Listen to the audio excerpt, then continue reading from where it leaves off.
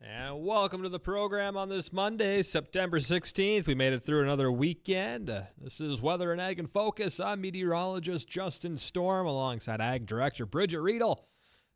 Dean Wysocki saw a danger noodle out on a golf course over the weekend. So he thought he'd go explore other courses to clear them for safety reasons? He wanted to go look for more danger noodles because when he went to go grab it, it hissed at him. It's and a nope rope. He was a little frightened by it. So now he's looking for more tame danger noodle nope ropes I warned at a him. course here in town. He was in Bismarck golfing, and I said, do not go in the rough, and you'll see those things slithering across the cart path. And he was like, why would you see that? And I'm like, wow, you are from Nebraska. Facts. I hope he's listening because I really appreciate this time for us to he's talk. shanking one from tee number 5 into the fourth. Yeah, there's no way it's going well. Hole. It's been a busy day around here. I mean, I've only been here a little while, but it's been going. You know, it's a Monday for sure. You're getting back into the groove, and yep. Well, there's always a couple of curveballs that get thrown your way while you're doing it. Had a little cleanup on stuff from Big Iron. I brought back, all the booth items, etc. And you got that thing. You returned that thing, right? You're going to have to narrow that down. But so one of our great friends with IntelliFarms, Chris Brault, he was on air with us last Tuesday, and we talked about the fact that we have a bushel or yield contest anyway for our Here We Grow Corn project. So again, please go to our Facebook page and give us your idea of what you think we're going to be yielding for corn. And Chris had given me one of the grain gauges that we're going to give away as a display item for our table. And so I've got that. I got to take that back to Chris because I don't want to be held responsible for keeping track of these things until the time is right. We got all sorts of stuff. We could put it back in the safe in the office. I probably could. We could do that. Well, That's where all the other goodies are at. Exactly. We're going to see what we can do. Yeah. Remember that time I forgot the combo? Man, wasn't that embarrassing? It's a terrible situation. I was thinking about this. As you think about like combinations, big things, expensive things. As we do Here We Grow videos, maybe one of the things that we should do before harvest is like a little shopping, as though we were going out to the dealership and looking at what is the price of equipment right now. Because I think that would be fascinating for some folks to realize what's going on there. We'll just get a catalog and we'll start flipping through the pages. We can. I think that would be great. I think people would be floored. Yes. Absolutely floored. Now, this is going to sound weird, but secondary combine market, so if used combines have really come down in price versus where we were coming right out of the pandemic. We've caught up with production. There's a number of combines on the lot. If you want to upgrade, I don't think it would be too hard to make a switch. So I don't know if you want to be the happy owner of a new combine. Maybe this would work for you. Just having the conversation the other day that we should buy some land and start farming. Yeah. But I was like, well, right now is probably not the best time to get into farming. That depends on your situation. Someone who doesn't have money. Okay, and might need some land to rent and a loan and a few things. You're going to want to make good friends with a banker. You're going to want to just wait this one out and see where it goes. Maybe not. On Friday on Twitter, I host a space that's always open to those who want to listen and join in. And I was visiting with a gal from Oklahoma. She and her husband were in their early 20s, and they decided that this was 7-8 years ago. They decided to just start a custom combining business. And she said it was with the good graces of a lot of family members who let them borrow equipment to get started. And they found a banker who was an excellent mentor for them and really helped her and her husband make good decisions. Even after he retired, they used him as a sounding board. So I think that matters too, is talking to someone who's got the experience and helping you do better. So that's what you could have. Might have to do that. Find some land and start farming. Hey, speaking of farming, I was in the backyard the other day. I was picking all my tomatoes. By the way, I told you this off air, but I'll tell you again. I broke my record for the biggest tomato I've picked. You've got quite a year going up there. It's pretty good. And we showed this the last time we were on here talking about garden wars and whatnot. And I weighed this one. This one is a lot bigger than the first one. It's 2.4 pounds, and it was impressive. On a branch of 3, and the whole branch weighed 5.6. That doesn't happen very often. For an average size tomato, half pound? Probably. Probably around there. I'd say a big tomato is maybe a pound. I haven't had any really awesome tomatoes this year. Normally I have like an early girl or aroma, and I feel like some of them got really large, and they're kind of meaty, but they seem to have a lot of water content in them, which is Mine not were what a I little wanted. watery. Yeah. I had a couple of varieties that were a bit more water than the other ones, like the brandy boys were. Brandy boys. I mean, they were meaty, but they had a lot of water in them. But I grew these Better Boys, which you can never go wrong with a Better Boy. True. And also, I think it was a Better Beef Steak. Mm-hmm. So it was beef steak and a Better Boy hybrid. And those were really good. I used all those for salsa. Made 30 pounds of salsa so far. Are you weighing every jar to get 30 pounds? Well, I'm not weighing each jar, but I'm weighing the initial yield of tomatoes that I throw into the pot. Do you need more cilantro? Because I have cilantro that's about to be coriander. Oof. That's rough. Should have called. That's rough. I did use your jalapenos in happy. one batch, though. Okay. I made a spicy batch. Got more. So I'll have to bring some in for you if you like spicy. Willing to try. Dean likes spicy. No, he doesn't, but he talks big. He does talk big. You're actually right. He likes spicy, but he can't handle spicy. Yeah, it's a terrible situation. It's kind of fun to watch it unfold, honestly.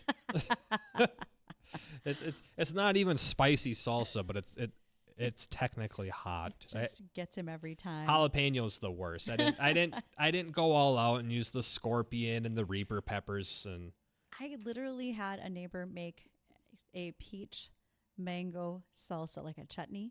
Okay. Oh, sure. Yeah. Like a fruit salsa. Yeah, it was so good. I think I ate the entire jar before I told anybody else it was even in our house. Yeah, that's exactly what you do with that. Yes. See, what you do with that stuff is you do some coconut breaded shrimp, and you throw those in a taco shell with a little bit of lettuce. You sprinkle that mango salsa on top with an amaretto vinaigrette. And just like that, we're a cooking show. And just like that, we're a cooking show. Look at that. My cooking is coming out of nowhere. Oh, but you said coconut. Coconut. Yeah, Coke and nut. Can't do. Oh, amazing. My Delicious. My dad always used to say coconut made his heart stop. That's how much he didn't like it. Yeah, I could see that happening. Yeah.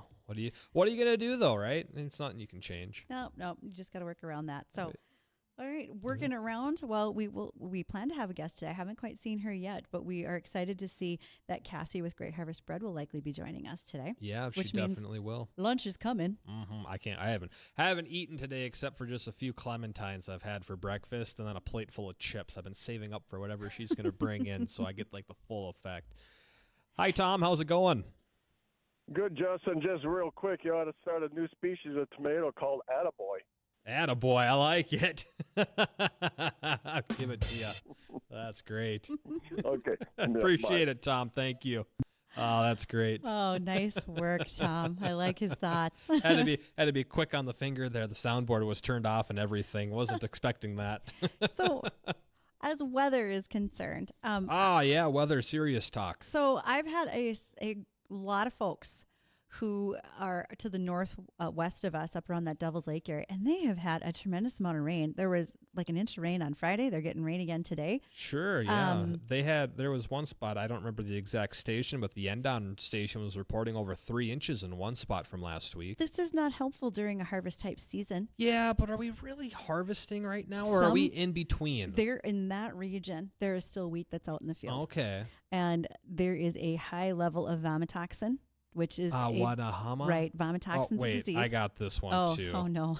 Humum un kunapakawa. There we go. That Thanks. was pretty good. That's what so was close. the word? Vomitoxin. Oh my geez. So I had a listener actually reach out as well last week and say, why are we seeing so much this year? Well, a lot of it has to do with the wet weather we've had. Well, I think we need to. What is it? So it's a fungal disease in wheat. Okay. And it's on the head, and it will change the quality. It can change the taste. You can be docked for that as far as what you're going to get at the elevator. But here's what we're going to do. Thursday this week, Dr. Andrew Friskup from NDSU is going to join us, and we are going to talk specifically about vomitoxin because he's the expert, and I'm not. And I am looking forward to having Andrew come in and help us answer those questions. That'll be very yes enlightening, Bridgette. Well, I think. I mean, is it? I know we're going to have this conversation, but is it once you get it, can you get rid of humum un Kunapakawa. No, it stays. It stays. All right. So it's just an uphill battle after that. Yes. I guess you can't even say that. It's just a brick wall. You're just stuck with it. You're stuck Oh, right man. there. Yeah, Uh-oh. and we've had a lot of high vomitoxin levels in Okay. cereal crops this year. Sure. Well, I'll be looking forward to that conversation. I'll start scratching down my questions. This is just an example of when listeners send us questions, we go find the right people to answer them. Because you and I are sort of good, but we aren't perfect at this. Well, time. let's be real. You're good. I just talk. I don't know. I thought you were pretty good. And meanwhile, the weather. We should probably do that. Yeah, the weather. Well, I'll tell you what. It's a nice day out there right now. It's a little humid, a little warm. It's 87. I mean, get that, 87 degrees. It's the 16th of September. Not unheard of. I mean, it's not record heat by any means. Our record is 94, set back in 2018.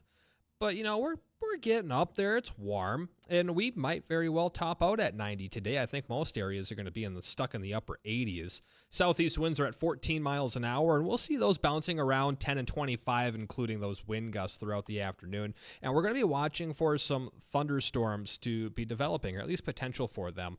Not very exactly clear in what specific section of our region they're going to pop up. Just sporadic random pop-up thunderstorms basically is what we'll watch. There's one over Carrington right now, there's one north of Devil's Lake, and there's a little line stretching up towards Langdon, and we'll watch for the rest of the area to kind of, I don't want to say fill in, but within that area you're going to start seeing some pop-up thunderstorms throughout this afternoon, and those storms will hold the potential of being on the strong to severe side throughout the day and this evening, with the main concern being hail and wind, although an isolated tornado unlikely cannot be ruled out. So Really? Not likely. I would put money on a tornado not happening, but it could, if that makes sense.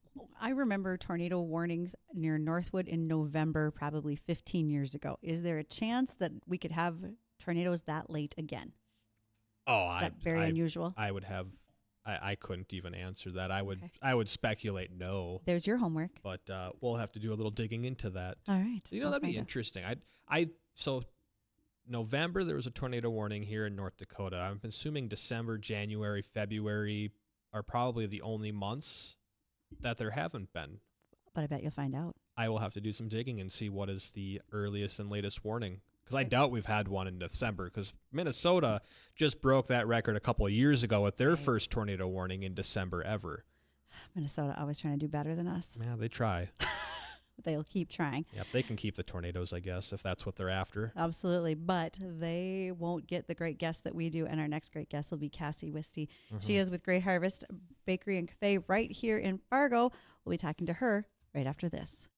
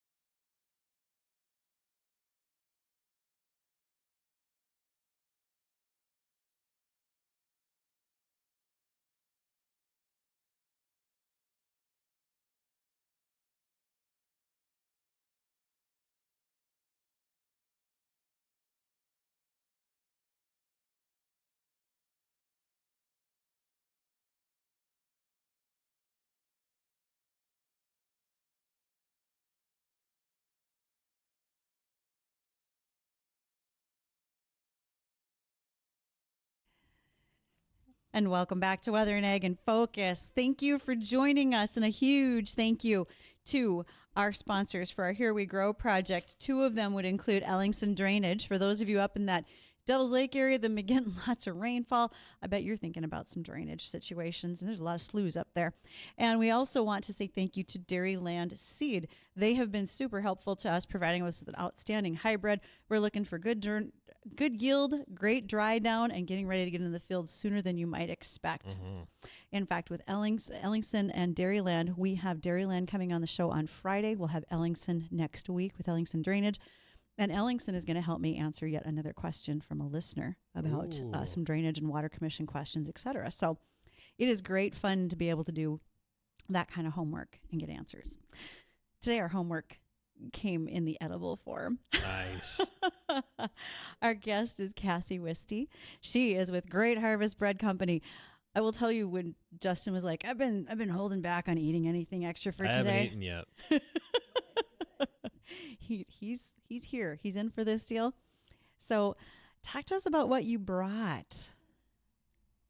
Do we have we don't have Cassie's mic working yet. Well, we're going to fix that because we want to hear what she has to say. I heard a click. Hello. Oh, okay. Is it Perfect. going I'm through? back. All right, I'm back. We just didn't have it plugged in all the way. Okay.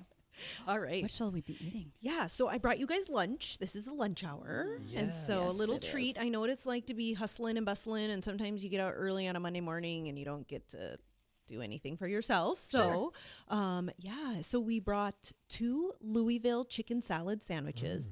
The Louisville chicken salad sandwich is one of our top sandwiches in our store. It's made with an herbed, seasoned mayo, and then we roast our own pecans in the store with lots of different seasonings, and then just kind of put that one together. And then the other sandwich we brought you was a pepper blue roast beef and a turkey baja. Turkey baja. Yum. It's got some avocado. Yeah. No, I love that idea. Okay, so as I'm over here chewing away, Get at it. so the Louisville chicken salad, you said. Yes. Absolutely delicious, by the way. What kind of bread are we having here? Yeah, so I believe that we put the Louisville on a potato dill today for you. And then the other ones probably are, I'm trying to remember, I was in front, I watched them get made.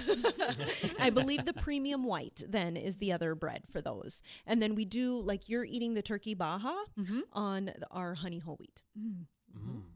Okay, I got to swallow. This is fantastic. All right. One of the things that we did, we pulled up your website as well. And I'm looking here about where Great Harvest gets their breads, or excuse me, their wheat for their breads. A lot of it coming from the Golden Triangle over in Montana. You're headquartered in Dillon. Yes. Have you been to the Dillon site? And is that where everything originates for you? If you're not stone grinding yourself, that you're bringing everything over from headquarters?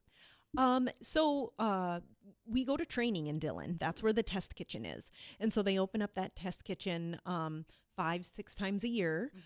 Small, just downtown, old, it's got that feeling that everyone just loves. Yep. And so the test kitchen opens up, like I said, just a few times a year, and it's for owners that are going there to learn the trade and how to bake and things like that. And then the very cool thing about it is the last week or so that you're there, they open up the doors where you do a run through of what it's like to run your own bakery. So you get up early that morning, you bake all the goodies, you bake all the bread, and all the owners are there, and then you get that feeling wash over you where you're like, oh my gosh, is this what I signed on to do? Right. Because everybody from the neighboring communities come out, and there's literally a line going out the door. People order just because it's only open at, like I said, a few times a year, so everybody loves it. And then what they do is all the money that's raised goes to either a local student for a scholarship or a local organization. They usually pick 2 or 3 things, and so all the money that gets made is all donated. So that's really great too. That is phenomenal. I love the philanthropy part of that and what you're doing and teaching. Also while reading on the website, and you have a statement, a quality statement that comes from your CEO. And one of the things that I liked so much that it says, you are confident that your wheat is not genetically engineered, because there is no genetically engineered wheat currently available anywhere in the world. The only thing I can tell you is, as an update to this, There are now 4 countries, and the U.S. is the 4th one, that's going to have a drought-tolerant engineered wheat, but it's not available yet. So your statement is completely true. Yep. And drought tolerance is a little bit different. We need to raise wheat in a lot of places in this world to feed people. And water conditions concern them. So having this ability to eventually have that wheat isn't going to affect anybody. We're doing great things in wheat breeding these days, whether we're doing it through through growing it genetically in the field, or if we're doing gene editing. It's all very easy and done. And you guys are so responsible. You said no chemicals were present above the EPA's pesticide residue limits. And that makes great sense. You have responsible farmers who are following the labeled rules. So all of the folks at NDSU who are part of this are like, yeah, you guys are doing all the right things. Yeah. And I love that part of it too. I mean, they take what we do very seriously, you know, and they pop in, they have this wonderful relationship with the farmers. They you know, have a wonderful relationship with the mills. They have, you know, and so they're just walking beside each other hand by hand the whole time. That's super cool. Tell me a little bit about the bakery and the cafe as well, because that's a recent thing that's been going on with you guys. A little backstory on what it is and hours of operations for the bakery. Absolutely. So our small bakery is what in the franchise district of Great Harvest has been called what we would call a legacy bakery. You know, one of the very first. I'm so fortunate that our store has been around we're going on 36 years in the community. That's awesome. And so just woven into the fabric of the history of the community. But that being said, about 10, 15 years ago, the franchise itself took a turn. You know, they decided that we all know that we make great bread, and we all know that we can make great sandwiches with that bread. And so they started dabbling in, you know, sandwiches, salads, things like that. And again, making sure that everything's house made. So all of our sauces, all of our dressings are everything that we make in-house. And so if you wanted to buy a Great Harvest today somewhere, you would have to have the bakery cafe model. You couldn't just bake bread. Sure. And so what we did is we wanted to align ourselves with other really great harvests across the country. And so we did soups and sandwiches before, but it was all takeout. You could just get it and then leave. And so, you know, if you know where we're located down there on 1523 University Drive, you would know that that part of town is an older part of town, doesn't have a lot of sit-down places, but is close to that clinics, is close to those schools. And so, you know, I just keep telling myself it's almost like a service that you're doing. Right. You've opened up this space for people to gather, and we have just enjoyed seeing people come in and do that. Right. Well, that's super cool. And when can people come in and sit down and even just view the bakery and the cafe? Yeah. So we're open Monday through Friday from 6 a.m. to 6 p.m. Our lunches right now are running from 11 to 4. You can get breakfast sandwiches any time of the day. And then Saturdays right now, until we get some more staff up underneath us and trained and confident, we're just doing the breakfast sandwiches on Saturdays. And I think that's what people want, right? They just want to, maybe they're going to do some shopping and get out and get a quick breakfast sandwich. But yeah, we're just doing breakfast sandwiches on Saturdays, and that's from 6 to 2. 6 a.m. to 2. This Baja turkey is fantastic. And what this brings to mind for me is if you're coming to town for a parts run and you're picking up things, you should grab lunch. And you could call ahead, I'm sure, and get lunch made to take back to the field with you from Great Harvest Bread Company, because this is outstanding. Well, I mean, look at the way they come packaged, too. It's not just slapped together in a piece of paper. I mean, these are neatly packed. You could stack a bunch on top of each other, throw them in the cab, and then put them in the tractor and pull it out a couple hours later if you wanted to. Yeah, we can load them up into a box if you want them a little more sturdier or whatever. Yeah, and our bread is so hearty. I always laugh when people pick up a loaf of our bread, you know, when we hand it over to them, you know, they're like, whoa, this is really, you know. This ain't fluffy like the old, what is it, Wonder Bread. I know. Well, there's a reason for that, because on the website, growers, the farmers that are producing this wheat, know that a variation in the wheat crop can really change the flavor, the size, the shape of a loaf. And so you do 100 test bakes per year to make sure that you are getting the best wheat samples possible being sent in, where then you start your stone mill grinding to sample them, making sure it's all high quality. And we send in loaves as well a few times a year. We don't have to, but if we would like to, we can send in a loaf of ours and they grade it and they tell us what they see, what they taste, what they feel, what we could do better, and we track everything in the store. Oh, yeah. And so we actually love it if people come to us and they notice something that's just not right with a loaf that they get, because then that allows us to go back and find out what was the temperatures of the bread that day. How long did they bake? Was it a soft dough? Was it a harder dough? We track all of that. Oh, wow. And it's just a really nice educational piece for our staff too. I bet Yeah. humidity has to really be an effect on what you're baking. Every day, yep. And there's a lot of math, and so I never liked math, so right now here. I get to use it every day. But every day we come in and we record what's the temperature in the store. We record what's the temperature of the flour, and then we have an equation that we use that tells us this is the temperature of water we need to use, and so all of it's tracked every day. Look at that. Look at all the math and science going into this. Yeah, it's pretty I- cool. That's a pretty cool little operation you got. Yeah. I admire that. It scares me that I would have to do that much math and science, but God At bless 4 you, a.m.? Cassie. At You're 4 right. a.m.? 4 a.m. No dice. Okay, now that I've eaten like a hog over here, these are fabulous. And Everything's great. you have a whole list of specials that is going on here into September. It's not just about the sandwiches. Today happens to be apple cinnamon chip swirl. There's a jalapeno cornbread. So those of you who later on the weekend, maybe for tailgating, you want to get ready to have chili at your tailgate, you could get the cornbread. And I bet it freezes beautifully too. Oh, Okay. yeah. Salted look at caramel cookies. Yeah, like muffins and cookies, cream cheese scones. Yeah, It's sometimes got everything over there. Sometimes scones get kind of a bad rap, because they're really dry or dense. Sure. And I think we have what's actually called a drop scone, and so it's more of a mix between like a biscuit and a muffin or a scone or whatever.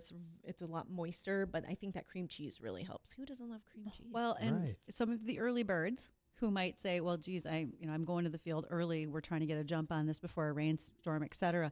You guys open at 6. Yep. So you can be picking up breakfast for the field. And, we have a lot of people that if we know ahead of time that you want to order something, we will, think we do that in our predictions. We make extra that day. We can set it aside. You can come pick it up that evening and have it for the morning. And I would imagine for a lot of our ag retailers out there, they've got large crews that are in the field, or they are doing plot tours right now for supper. This is kind of a refreshing change. I'm all good with roast beef and mashed potatoes, but after the 4th day in a row, I'm like, Lord, help me. So this could be something really nice and different if they were to give you a call, Cassie. Yeah, absolutely. So just recommendations that I would do. They did. And Cassie, for anyone who wants to go find out a little more information about it, maybe find out what the breads of the day are, the muffins, the cookies, the menu, what they can order, what they can plan to order next. What's the website again that they can go to check that out? Yeah, they can go to www.greatharvestfargond.com because there's more than one Fargo, so you got to. I found it right away though. And then, or if they're on social media, we post our bake schedule online on Instagram. We try to put it in a few places. That's great. And what was the website again? www.greatharvestfargond.com. Awesome. Well, appreciate it, Cassie. Again, everything is great. I can't wait to finish the rest of my lunch here. Sorry, I was eating. Yeah, you're eating it. That's all right. That's all right. We'll share. Shoving it in as fast as I could. All right. Well, we got to catch bottom of the hour news when we come back. We got a few more ag topics, another check on the forecast. And if you want to join in on the conversation, 701-293-9000. Bridgette, I'm going to have to learn how to make that attaboy tomato. Yes, you We'll will. have to do some science here when we come back. This is Weather and Ag and Focus.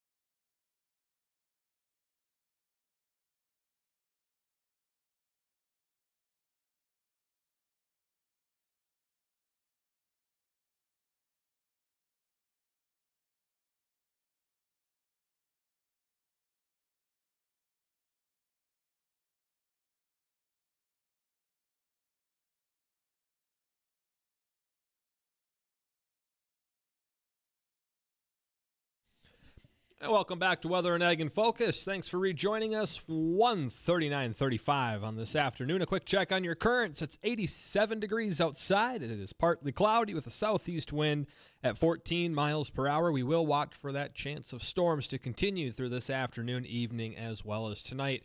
We got a full rundown on the forecast coming up.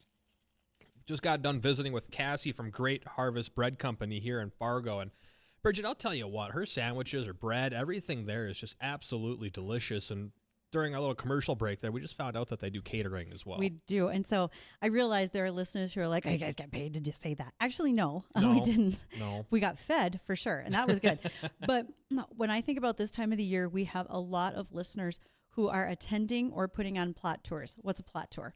You are going out to the field. You are actually visually inspecting the soybeans, the corn, the whatever's planted there to decide if that's the product you want to buy for next year so that you can get ready to start planting your 2025 crop. If you're going to a plot tour, if you are hosting a plot tour, if you are an ag retailer and you have people who are dumping trucks during harvest, those that are working in the office with all of the billing, they are spreading fall fertilizer. Catering from Great Harvest Bread Company would be a great idea to feed all those hungry mouths at those variety of events. Keep them in mind. Yeah, for sure.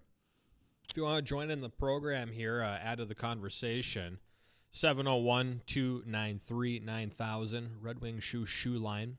Emails, weather or ag at flagfamily.com. Comment boxes there on Facebook, YouTube Live, where we live stream just about each and every single day. You can also go back and check out our past interviews, ag topics, gags, fun stuff on the YouTube channel. Again, that's Weather and Ag in Focus. And that's also where our Here We Grow videos are at. Mm-hmm. That's been a fun project so far this year. We got a good handful, 16 episodes out or something, 14? Something like that. And we just did one about corn facts. Mm-hmm. Like how tall does corn get? And so tall. It's kind of funny. I referred to it as the corn cob. And I had a farmer from Iowa say, no, that's the ear. The cob is left after you take the kernels off. So yeah, he told you. Thank you for being much more specific. I was a little general. I will go with that. It's okay to help me. It's okay to help me with my putting, you might say. It's radio. Everybody helps. Oh, it sure is. But yeah, that's kind of fun. If you want to follow what we've been doing, we've been growing 20 acres of corn throughout this year. Last year we did soybeans, but we're kind of documenting the process of what it takes and what goes into raising that side field of corn you're driving by on the interstate usually a few times a year. It really is. And I'm thankful to see that folks are participating. They're sending us their bushels, guesses of what they think our yield's going to be. And there's a lot of variability because we were wet, we were dry. We were kind of wet. Now we're not really sure. Frankly, I'm hoping you bring a little bit more moisture this way because now it'd be like concrete getting sugar beets out of this ground. Yeah, of course. Most of the area should get 1 to 2 inches of rain over the next 7 to 10 days. A few localized areas are going to see potentially a bit more than that with some entrainment of thunderstorms that could occur throughout tonight and again for tomorrow night. But I think tonight would be the bigger threat for that potential of entraining storms. And I think that's more going to be north of our area for tonight. Now, why don't we put it along the Highway 2 corridor and give or take 20, 30 miles along that corridor is kind of going to be where that entrainment line should set up. Okay. And there could be a few localized areas that see, that 2 to 5 inch rain, but most areas aren't going to get that. But there'll be a few spots where the heaviest storms do entrain where they pick up several inches of rainfall out of it. But in general, 1 to 2 inches tonight. A few spots are going to see that 1/10 of an inch to a half inch with storms that roll through, and then it's just done for the rest of the night. So you get that brief downpour, then it's done. Other spots it might rain for a few hours throughout the night. That's going to be more to the north. And we're just going to kind of copy paste these next several days with what the weather is going to be. And we'll run down that full forecast again here for you. For the rest of this afternoon, we're going to be watching for a few pop-up thunderstorms out there around the region. That's going to continue throughout this evening and into the overnight hours. And then a few of those storms could also be on the strong to severe side. We'll be looking for the main threat being wind and hail, although an isolated tornado is possible. It is a bit on the unlikely side of possibilities for this evening. Temperatures will top in the upper 80s for today. We'll drop down close to 70 for tonight. So, Bridgette, really not getting too cold. I mean, that should be good for corn to drop down to a low near 70 tonight. And we'll warm back to the mid and upper 80s with a bit of humidity for tomorrow afternoon. Again, there is going to be a chance for storms late in the day and into your Tuesday night. A couple of those storms could be on the strong side. If you dodge the showers, just expect partly to mostly cloudy skies Tuesday afternoon going into Tuesday night. I should say partly cloudy for the day, more cloudy Tuesday night. With temperatures again, Tuesday night close to 70 degrees. On Wednesday, most of the day looks dry. Can't rule out a pop-up storm late in the day again with a high closer to 80. And we'll see another chance for storms coming in on Thursday with highs close to 80. Following that, we dry things out Friday and Saturday, and then we bump those rain chances back up Sunday and Monday of next week with what looks to be another wider spread rain event, a little more evenly spread out. I have to laugh. I just got a message from a listener that said eating and hosting is kind of a thing on your show. And I said yes, but I did realize earlier when I was chewing, I should back away from the mic because there was a bit of celery in that chicken salad. Crunch, crunch, crunch. I hope that entices the rest of you to want to go out to have lunch at whoever is bringing us food that day. Hey, Addison, what's the name of that thing, that bit that people do where they eat really close to a microphone? Oh, that ASMR? ASMR or something like God, that. Yeah. I hate that stuff. They get like super sensitive mics and then they'll just sit really close to it and just like Eat. I like that. That's good. No. Let me help you out here. Well, Please stop. Please stop. yeah, they'll like go to like Walmart and just buy like a bag of chips and just really slowly like crunch rip it them up in front and of their eat it, mic. and they're crunching. And the just- sound of somebody eating is one of the things that just irks me the most. And then the other one is the sound of water, and not like a river or a waterfall, but when you take a cup of water and you pour it into another cup and you get that over exaggerated sound of sloshing water in a microphone, it drives me nuts. We need more for you to do. And I cannot stand it. Well, I listen to all those stupid commercials on the radio for soda and stuff, and they're like, drink Dr. Pepper, it'll make you tall and beautiful. And then it's the sound of Dr. Pepper getting poured over ice, and I just can't stand it. It just bugs me. I guess I'm not drinking enough Dr. Pepper. In person, apparently. I in gotta work person, on it. it's not a thing. It doesn't bother me in person, but through a microphone or a speaker, oh God, I hate Well, it. it's so much more I hate exaggerated. it so much. It's up there with Starbucks. Actually, it tops Starbucks. Okay, I'm going to move on to ag news. You don't want to add on to things that irk you, Bridgette? Not today. But don't worry. Chemtrails? They'll be back tomorrow, and we'll have more things that irk me then. And I didn't even mean Dean. All right.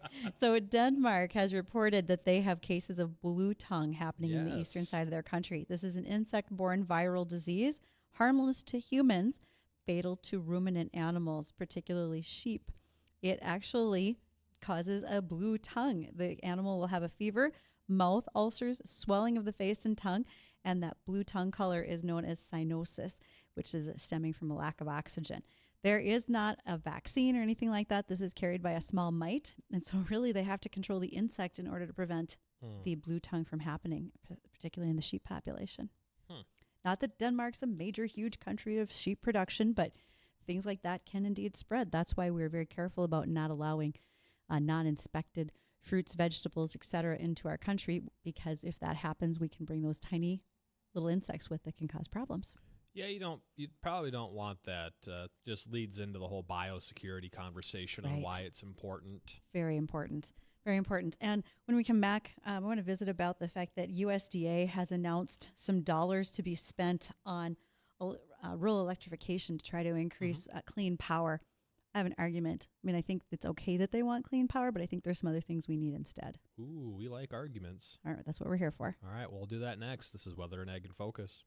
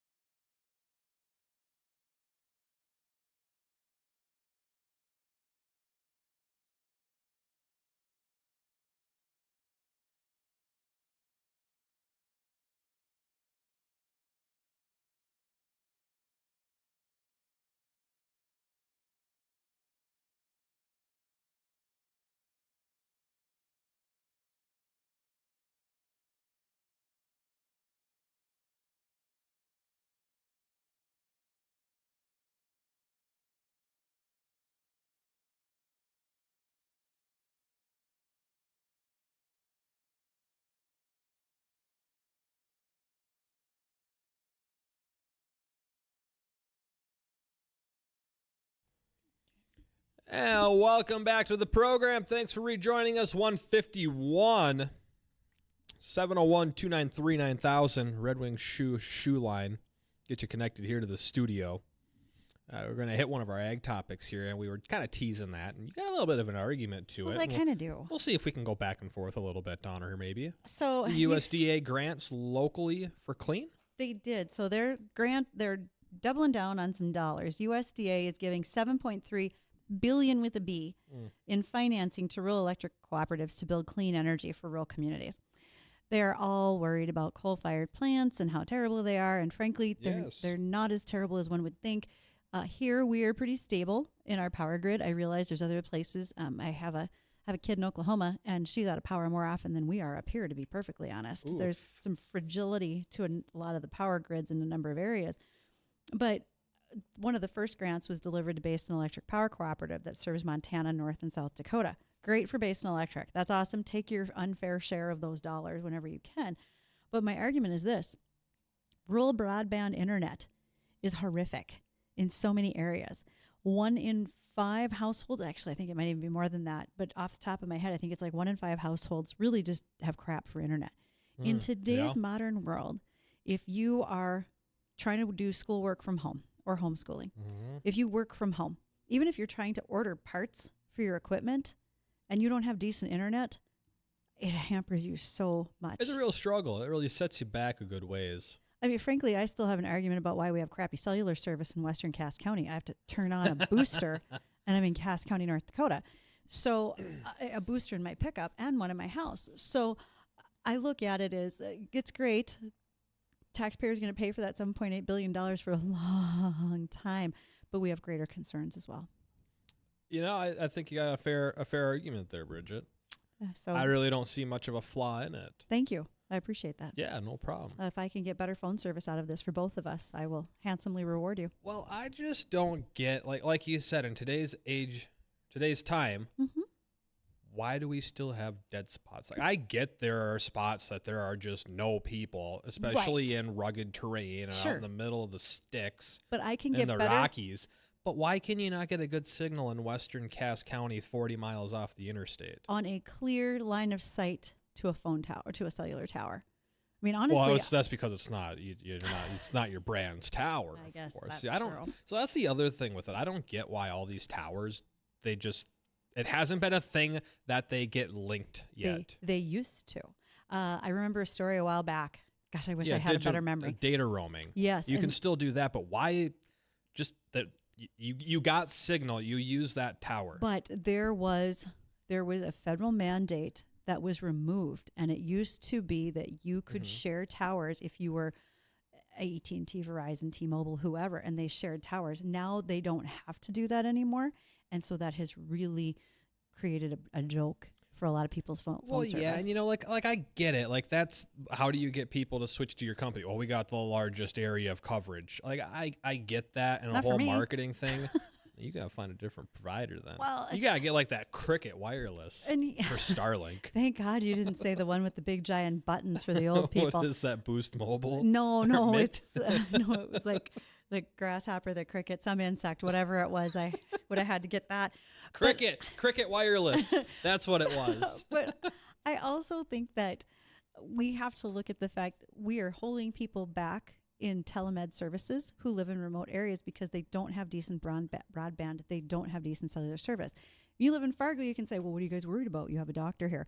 But you get to Montana where you got to drive 90 miles to get to a decent sized clinic or any sort of a healthcare facility. Well, there's places That's like a that in hindrance. North Dakota. Yes. Isn't it like rural ambulance times are at like 40 minutes or something They in can some be. spots? Yeah, because think about it. The volunteers have to hustle to get to the ambulance and then hustle to get to the incident, the emergency. Sure. And frankly, if your cellular phone service works like crap, you're going to have a tough time getting there. Going back to the broadband internet thing, especially in rural parts of North Dakota, even here in Cass County, I suppose there's areas that struggle with it.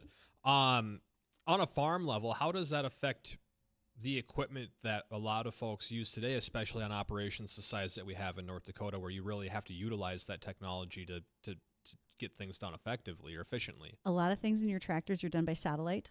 So that helps tremendously for connectivity. Satellite will be different than broadband It would be. or internet, But, wireless. All right, so now you've got a remote bin site where you're trying to make sure your grain dryer doesn't go up in flames Sure. when you're drying corn later this year. Then you need good connectivity to make sure that that's a safe situation. Same can be said for livestock. If you've got livestock on a remote pasture and you can't monitor what's going on with your water tanks, et cetera, that can be a problem. And I'm sure there's someone out there saying, well, how can you not get to those places? Things happen.